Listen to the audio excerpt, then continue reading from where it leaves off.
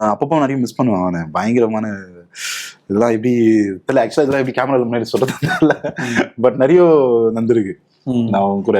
ஏன்னா மதுரை அவன் painter. So அவன் பேசுற ஸ்லாங்கு வேற மாதிரி இருக்கும். நம்ம சென்னையில இருந்து போயிருக்கோம்.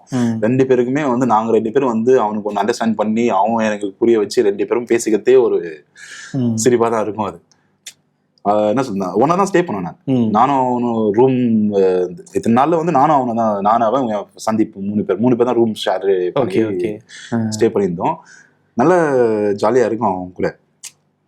அவன் அப்படிதான் வெளியே கூட அந்த சீன் முடிஞ்சு நைட்டு ரூம் வந்தாலுமே அதான் அவன் பண்ணி அந்த கதவுலாம் திறந்து இப்ப ரூம்ல வரணும் அப்படியே கதவை திறந்துட்டோம்னு நினைச்சிட்டு வந்து அப்படி பார்த்துப்பான்.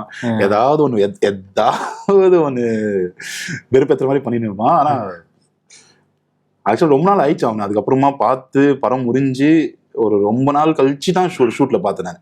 ஓகே, ஒரு ஷூட்ல பார்த்தேன். அப்பதான் வந்து அப்பதான் ரொம்ப வீக்கா இருந்தான் அவன். ஏன்னா அப்பயே கொஞ்சம், ஏன்னா அவனுக்கு கால் கொஞ்சம் இதுவா இருக்கிறதுனால அவனால ஃபாஸ்டா ஓட முடியாது. ஸோ அதுக்கேற்ற மாதிரி அவனை கொஞ்சம் டிஸ்டன்ஸ்ல வச்சுதான் எங்களை பின்னாடி வைப்பாங்க. ஸோ அது கரெக்டா மேட்ச் ஆகணும்ன்றதுக்காக. அதுக்கப்புறம் அவனை நடக்கவே முடியாத மாதிரி ஒரு சுச்சுவேஷன் ஆயிடுச்சு அவனுக்கு. ஆக்சுவலா ரொம்ப நல்ல பையன், சில இது மாதிரி சீக்கிரமா அவனுக்கு இது மாதிரி ஆயிடுச்சு.